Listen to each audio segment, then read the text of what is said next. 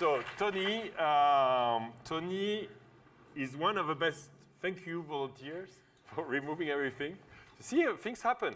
Can we remove? Well, it's amazing. Like, boom. This, you know what? Magician. No, volunteers. Volunteers. Thank Great. you very much. Thank you, volunteers. So we did some magic. Oh, there is. Oh, wow, look at that. Okay. Shit, that's big. I know this guy. So you're one of the best technologists in the world. Tell me about this. You actually created the iPhone with Steve Jobs. Yeah, I was one of a team of about 5 of us who co-invented the iPhone. And then before that, I invented the iPod. If you guys remember, some of you remember the iPod. You invented the iPod? I did. I knew about the iPhone, but not the iPod. Right? Yeah, the iPod was mine. Was that a good thing or a bad thing for the world, do you think? The iPod? No, the iPhone. The iPhone? Well, look, any technology, as we talked about, is neutral. It can be used for good or for bad. Same with the indigenous technology, right? Exactly. You can overuse it. So, but we need to have the technology because it expands our brains, expands our minds. It allows us to get information. But we can also have people who use it and use that technology against us, against our societies. So can some volunteers hold mics, and we're going to go around the room and make it interactive and open? Yeah. So ask we questions. We want to get your. Not only I want to know what you want to know. I want to know what you want to know. We're also going to talk about what happened today, and then get into a meditation. So tell me, you wrote this? Yes, Build? I wrote this book. It's called Build. It took about 2 years to write. You brought 50 copies for us. They're around somewhere, and I got mine signed. So thank you very much, Tony. I challenged you, right, when I said, could you join us, by saying, okay, this is about building a product. But it's not. Ah. This book is not I've about not building read it products. This book is about building yourself, building your career, building teams, building things as well, building companies. But it's all about human nature. Okay. So I wrote it to honor the mentors. The only reason why I'm sitting here on this, or standing here on this stage today, is, you said let's move. So yeah, let's move. So only reason why I'm here today is because there are people who helped me get here. There are people along those paths, whether I was 4 years old, 20 years old, or further, who helped me to learn about the human nature of building yourself, building your career, what have you. And so I wrote this book because I look back on my life about 3 years ago and I said, who were those mentors? And those mentors had died, most of them. And I wanted to give back. It was now time that I was a mentor. And so I wanted to give back those valuable lessons over the last 30, 35 years of my career and give back to someone who was my age, someone who, like me, was 20 years old, again, today. And so this book is all about giving those lessons, those deep lessons about the assholes of the world, knowing what assholes are. There's a chapter called Assholes. There's a whole nother one about building yourself and understanding what you need to do at different phases of your life to go off and take risks and try things and don't fear failure. So this book was all about honoring them and what they gave me. And so I wanted to do it at scale. I'm only used to doing digital technology. This was my first analog-only thing. It was really, really hard. And it was great. It was a great and very cathartic experience. And so this book is a labor of love. And I was really very much scared in April. It came out in May of this year because I hung it all out there. Very, very vulnerable. And I thought I was going to get canceled. We all know what canceled is. Because I was just telling it raw and like it is. And what has happened since May is now the book is being translated in 22 languages. It was just recommended by the Chinese government for everyone in business to read. So from Beijing, they just recommended it. It just came out. So it's coming out all around the world, even in France.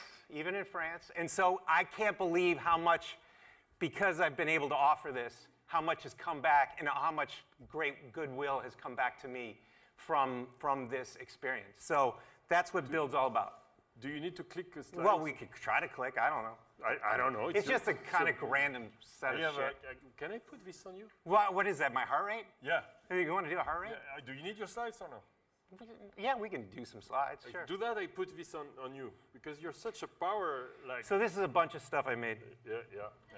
Do you mind if I touch you a bit? Yo, please touch me, baby. Touch me. There you go. And this is me way back when. That's my grandfather, my first tight. mentor. Oh my God, this is so tight. No, I'm going to extend it. It's okay. No, that's not. No, it's fine. Yeah. It's cool. You good now? Yeah, it's cool. Tell me if you get this. Can you get? You're getting my heart rate right now. Here. Is it working? It yeah, should it's be right here. right Yeah, here. it's right here. It's right. Yeah. I don't know why you want to do it, but No, okay. yeah, I'll tell you. Wait, pause. You're such a... It's like a Tesla supercharger. No, it's just, seriously, when I'm with Tony, I get like, recharge.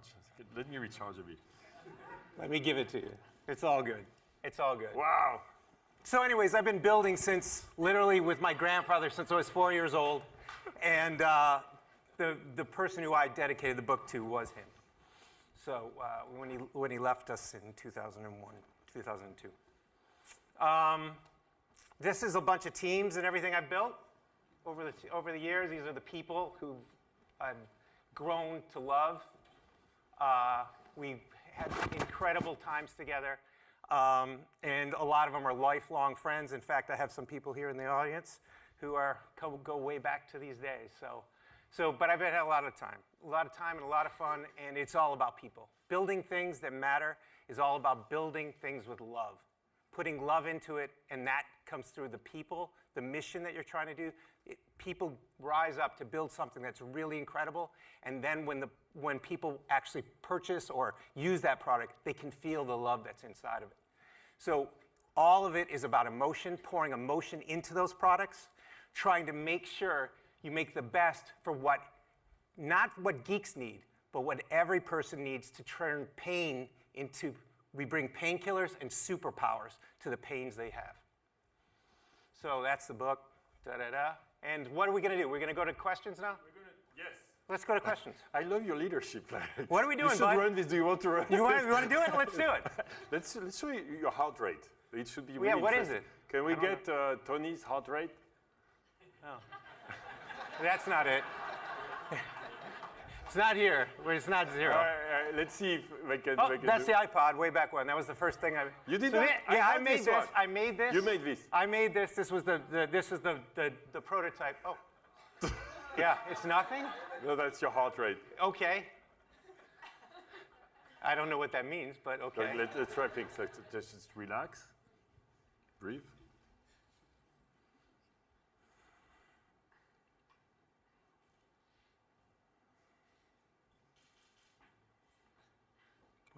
Is that good? I don't know. What is it?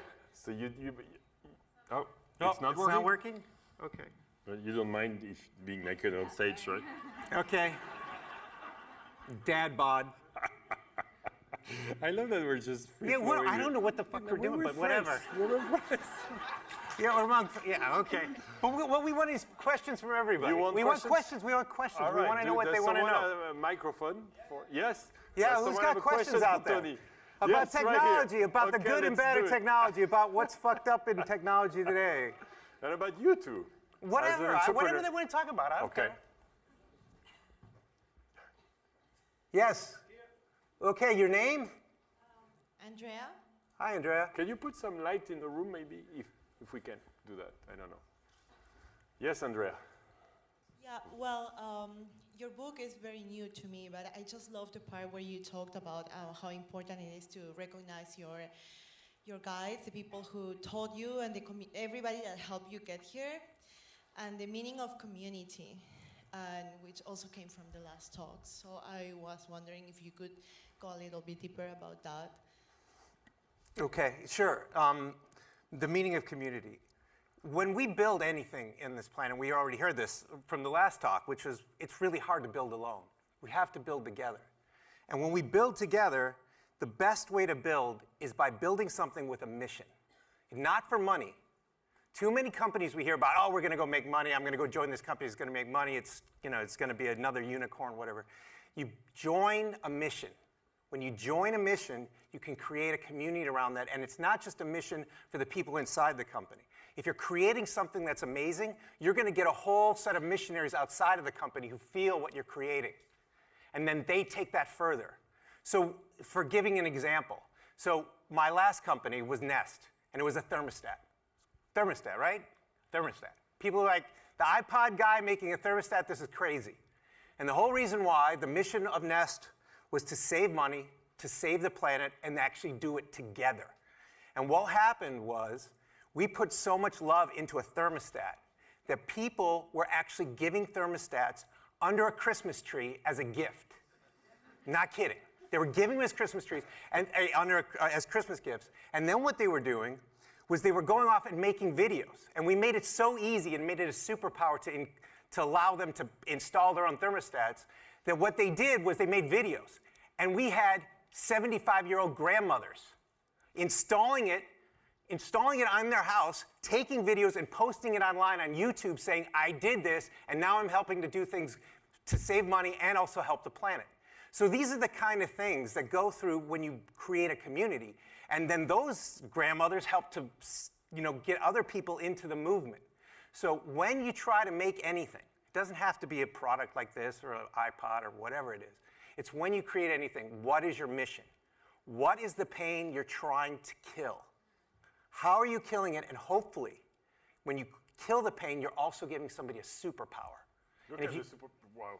Is that good? Yeah. Is that great? Oh I don't my know. God. You have to tell me. I don't know what that just means. the second you said build your Yes, build superpower, your it was like, "Rah." Okay, so you have to you try to give people superpowers to allow them to not just, they don't have to learn about being a geek, but they feel the power of this thing that is much bigger than them, and they can harness it, and it feels easy. It feels just as simple as wearing clothes or anything else. It becomes an extension of yourself. That's when you create a superpower, when it becomes an extension of yourself, and it's as easy to make a part of your life as as everyday other things you use in your life. So that's really about creating that community that's not just inside the company, but also outside of it. Next question. There. Yeah, great. Oh, you guys manage. Perfect. Yeah. Hi there. My name is Alex. Alex. Oh, Hi, Alex. Thank you, Tony, for the gifts you have shared with the world. We really appreciate it. Sometimes they're not so much gifts, but You've created it. Thank you. We're Thank grateful. You. Thank you. My question to you, one of the things that I found most inspiring is that you sharing the chapters in your life, going from Apple to Nest, and now... And the pre-chapters of all the failure before it. Of course. But I think a lot of people in this room have these pivotal moments in their life, and many people just jump from one thing to another. Can you speak more about the importance of pausing and Sure. and being more intention-oriented regarding the things that you do, whether it be with the business, with your life, or the next chapter? Sure. That's a great question. So, except for the very first job I had in Silicon Valley that I begged to get, I begged for 6 months to get that job. After that, every single thing I did, I created that job. I created that position. And it was because it was something I had an intention that I wanted to create some new product, some new vision, some new painkiller.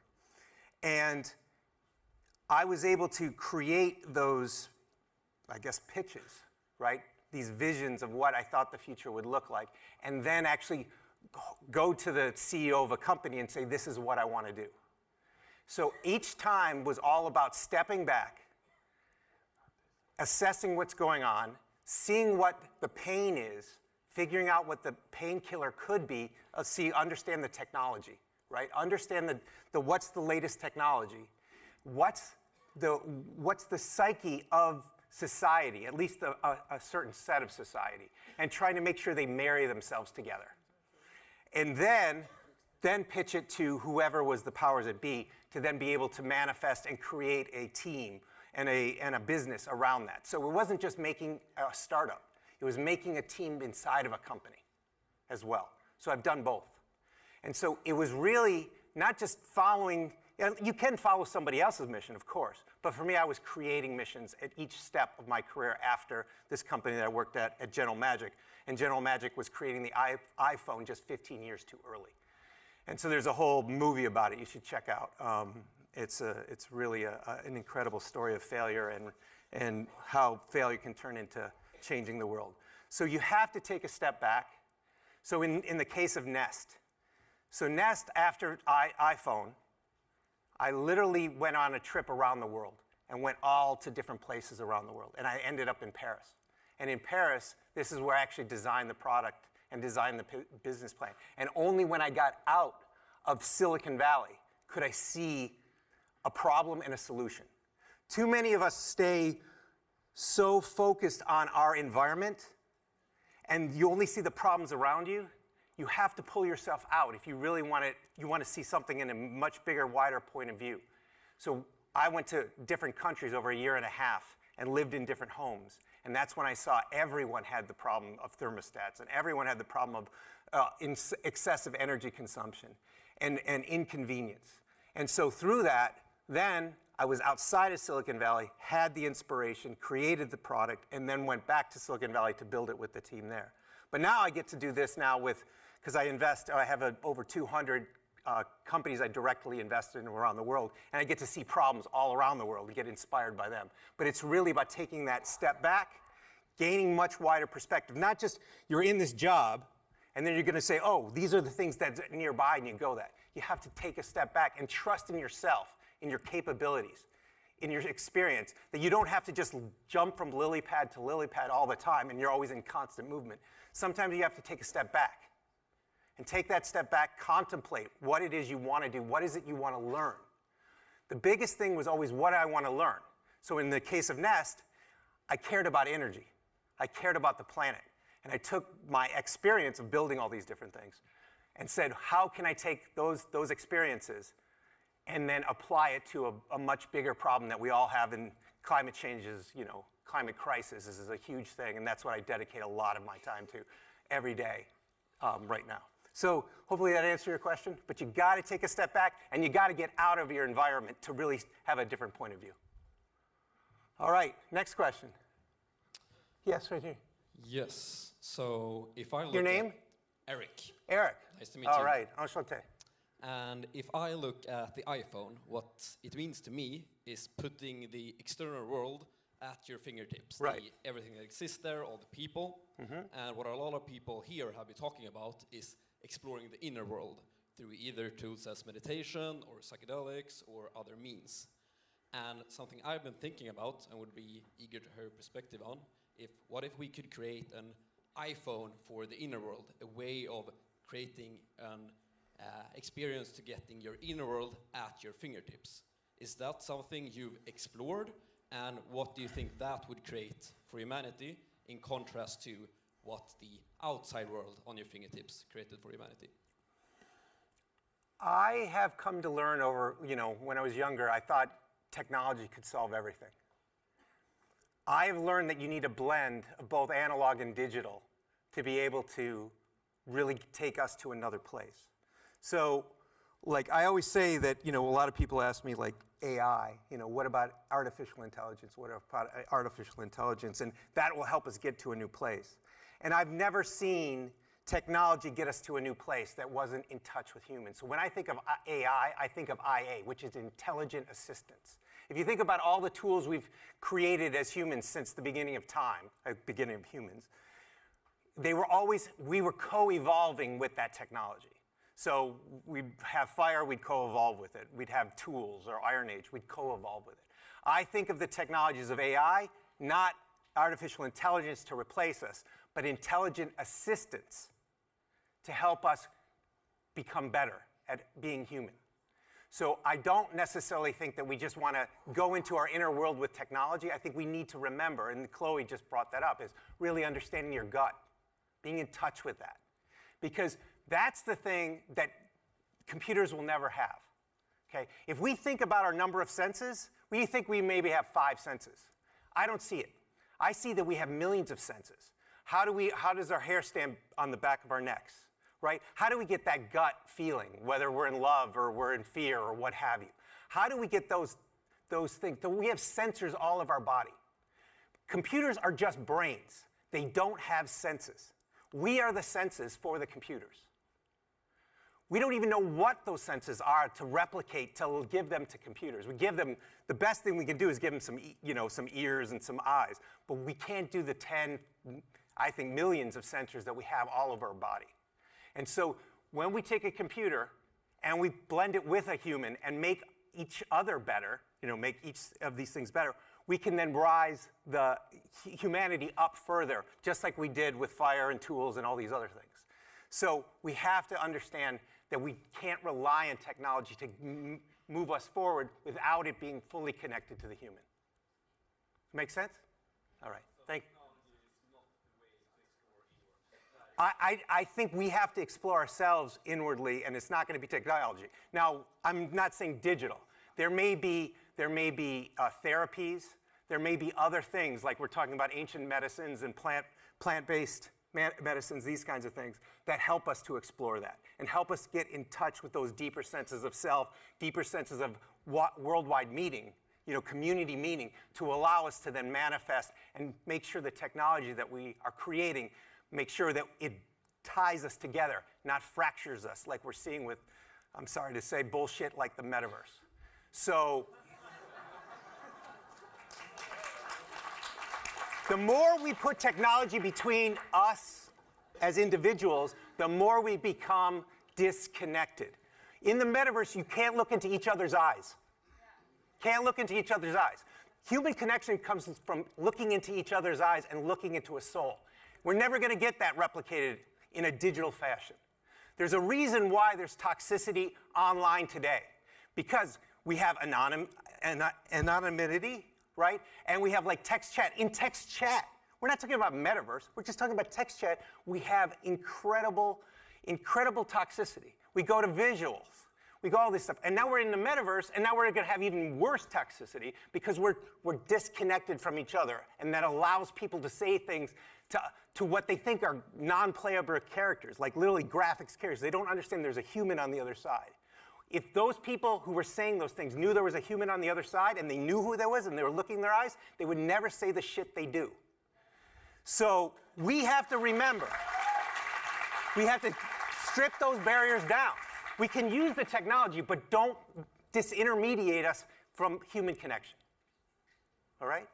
Cool? All right, next. All the way in the back over there. Do we have someone who's got their light on their phone? Hi there. Nope. Hello?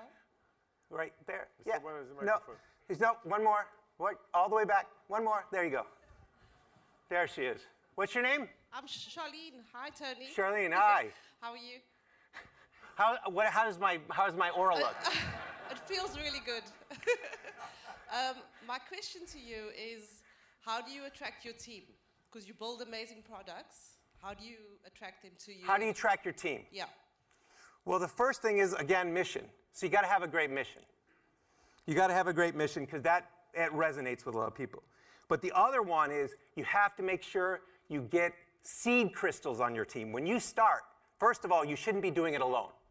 You should be having someone, a partner, one or two partners who really can be with the ups and downs, who complement each other to be able to create this thing that's difficult. But then when you get past that, the people that you hire in the very first earliest days have to be seed crystals. Who knows what a seed crystal is? Anyone know what a seed crystal is? Okay, let me explain to you. So in the world of chemistry, you can take a small little molecule or an atom of something, and that becomes a seed crystal. And you can put it in a solution. You just take that one little solid crystal, put it in the solution, and all of a sudden, crystals will grow. A whole form of formation will grow, scaffolding will grow because of that one seed crystal. If you don't have that seed crystal, it continues to be a fluid, liquid, nothing forms. But if you get one seed crystal and you put it in, boom, you can create a whole crystalline structure. You need to hire those people, find those people who attract others because of what they bring to those people. Usually the people who want to join you are the ones who want to learn. First they wanted the mission, but they want to learn. They want to learn something new. And they want to work with people they respect and trust. And so you have to find those seed crystals. And those seed crystals will inevitably grow the teams in ways you could never imagine. So, one, have partners.